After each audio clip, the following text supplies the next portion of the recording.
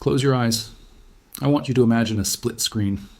On the left side, you see the smoke rising from the marble columns of Rome in the year 476.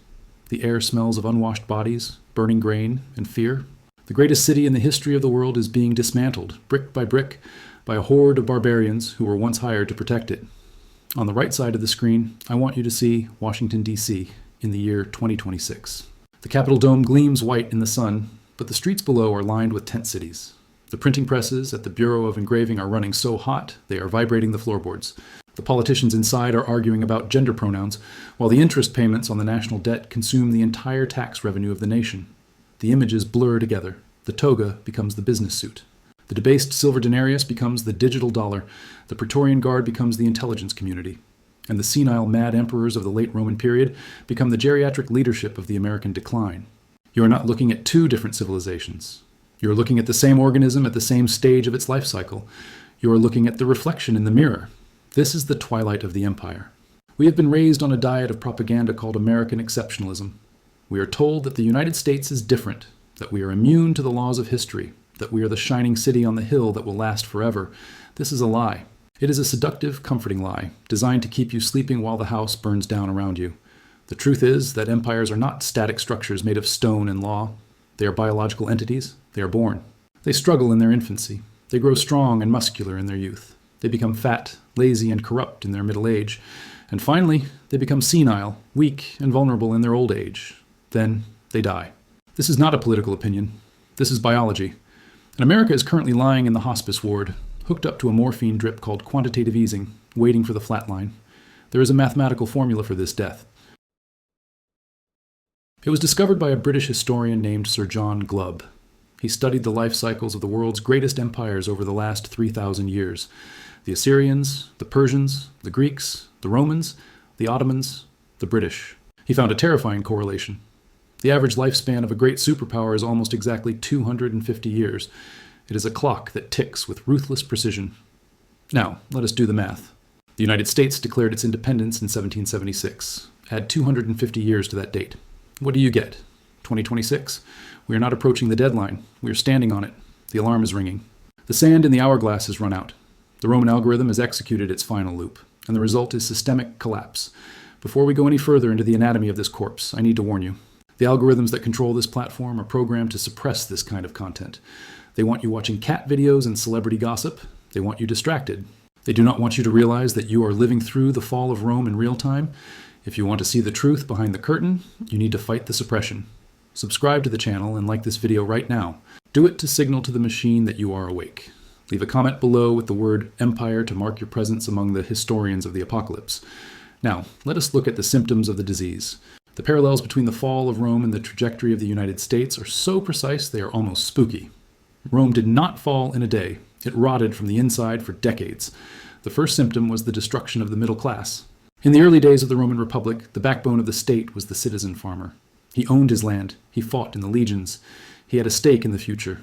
But as the empire grew, the elites, the patricians, began to buy up all the land.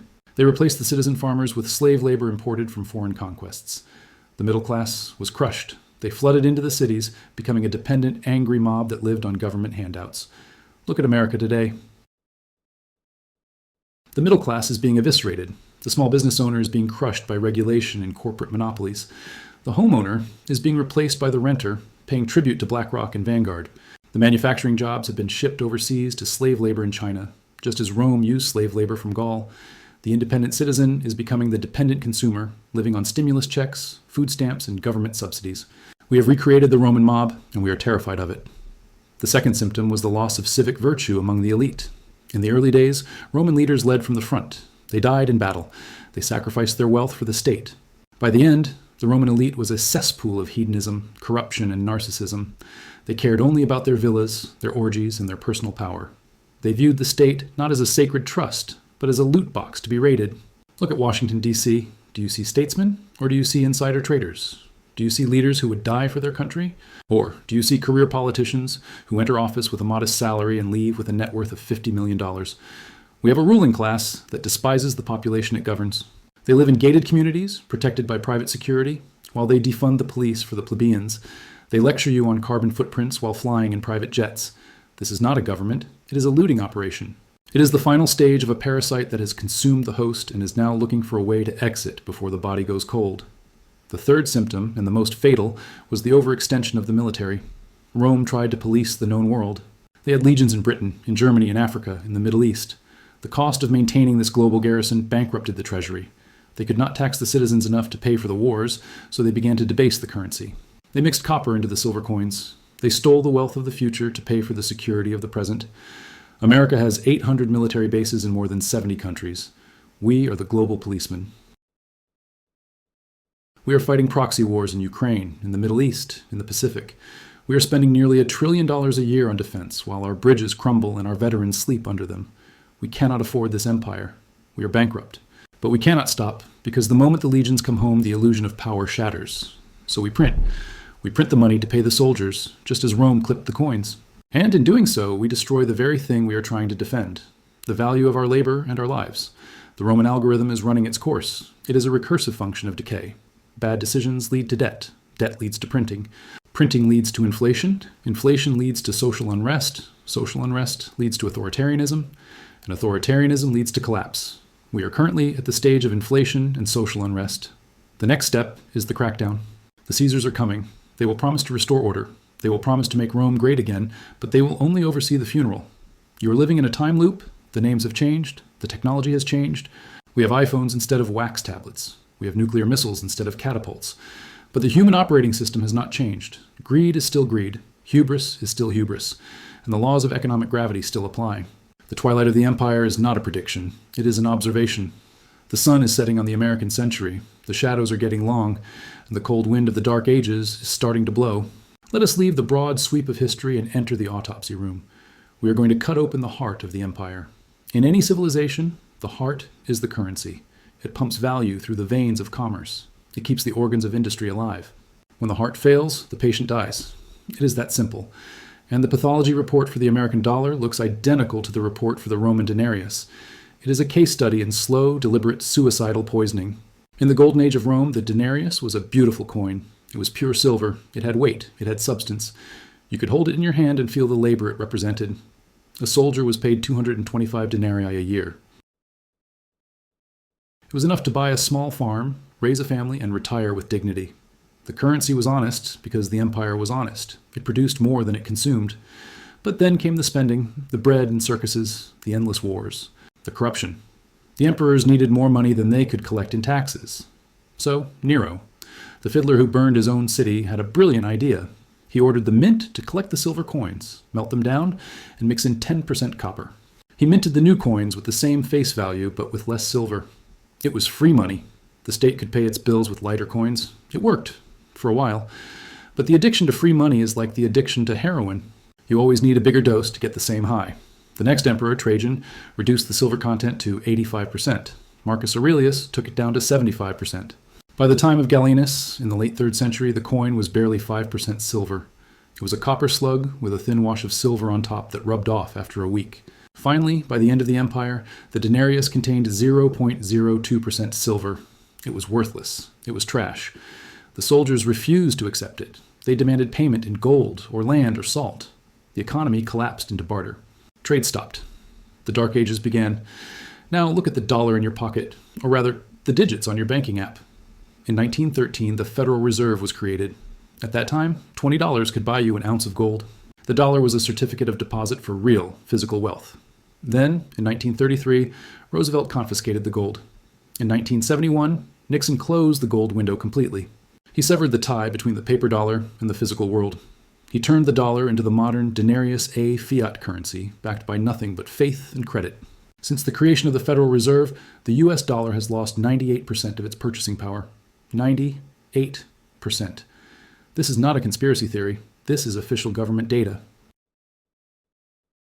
A dollar today buys what 2 pennies bought in 1913. We have done exactly what Rome did. We haven't clipped the edges of coins because we don't use coins. We use a keyboard. We type zeros into a computer at the Eccles building. But the mechanism of theft is identical. When the government prints $3 trillion to fund a stimulus package, they are pouring copper into the silver. They are diluting your labor. Imagine you worked for 40 hours to earn a paycheck. That paycheck represents a stored unit of your life force, your time, your energy. When the Fed prints $1 trillion new dollars out of thin air, they are stealing a fraction of that life force. They are watering down the soup. You still have the same number of dollars, but the nutritional value of each dollar, what it can actually buy, has been drained away. This is why you feel like you're running on a treadmill that keeps speeding up. You are working harder than your grandfather did. You are more productive. You have better technology. Yet he could support a family of 5, buy a house and a car on a single factory income. You need 2 incomes just to pay the rent. Why? Because he was paid in silver and you are paid in copper. He was paid in a currency that held its value. You are paid in a currency that is melting like an ice cube in your hand. The Roman algorithm dictates that once the debasement starts, it cannot stop. It accelerates exponentially. In the final stages of Rome, inflation ran so hot that prices doubled every few weeks. We are seeing the early tremors of this now. The price of eggs, the price of insurance, the price of housing. The government tells you inflation is transitory or 3%. This is a lie. If you calculate inflation using the same metrics we used in 1980 before they changed the formula to hide the truth, real inflation is running at 10 to 15%. We are already in the double-digit debasement phase. The scary part is the debt. Rome didn't have a bond market. We do. We have $35 trillion of debt. The interest on this debt is mathematically unpayable with hard dollars. The only way the US government can avoid default is to print the money to pay the interest. This creates a doom loop. They print to pay debt. Inflation rises. Interest rates rise. Debt payments rise. They print more. It is a death spiral. It is the financial equivalent of a star collapsing into a black hole. And just like the Roman legions, who eventually refused the copper coins, the world is starting to refuse the dollar. The BRICS nations, Brazil, Russia, India, China, South Africa, are building a new payment system backed by gold and commodities.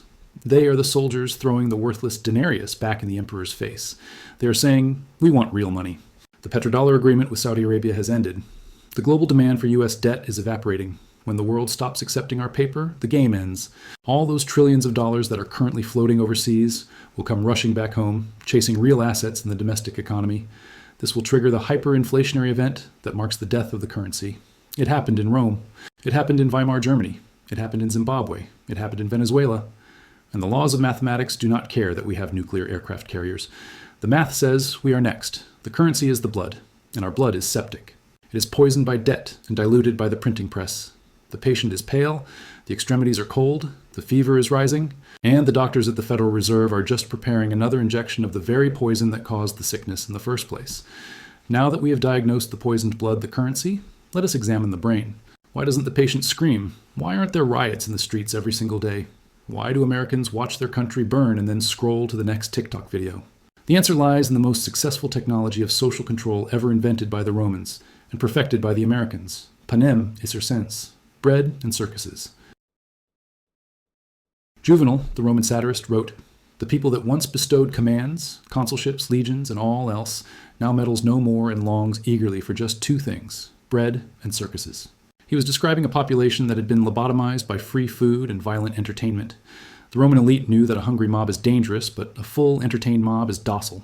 So they gave them the annona, the daily grain dole, free bread for every citizen in Rome, and they gave them the games, the Colosseum, chariot races, gladiator fights, blood, sand, and spectacle. It kept the adrenaline high and the critical thinking low. Fast forward to 2026. We have built a digital Colosseum that fits in your pocket. It is called the smartphone. The algorithm is the new gladiator fight. It feeds you a constant stream of outrage, dopamine, sex, and violence. It is designed to keep your brain in a state of constant low-level stimulation. You are too busy arguing about the latest celebrity scandal to notice that your currency is being destroyed. You are too busy binge-watching Netflix to notice that your rights are being stripped away. The screen is the pacifier for a society that has regressed into infancy. And the bread, we have that too. We call it stimulus. We call it UBI, Universal Basic Income. We call it EBT. During the pandemic, the government discovered a terrifying truth. They can buy your compliance. They sent out checks for $1,200, and the population accepted house arrest without a fight. They realized that if you give people just enough money to survive, they will let you take everything else. They will trade their liberty for a direct deposit. This is the physiological mechanism of addiction. The state has become the dealer. The population has become the junkie. A junkie does not revolt against his dealer, he protects him. He needs him. If the dealer goes to jail, the supply stops. So the American public, addicted to cheap credit and government handouts, terrifies itself into submission. If the system crashes, who will pay my benefits? Who will pay my pension? The fear of withdrawal keeps the addict loyal to the poison. The Roman games served another purpose. They desensitized the people to violence and death. Watching men butcher each other for sport made the Romans cruel and indifferent. Look at our culture today. We are saturated with violence. In movies, in video games, on the news. We watch wars unfold on Twitter like they are sports matches. We cheer for our side to drop bombs on their side. We have lost the capacity for empathy. We have become spectators in our own destruction.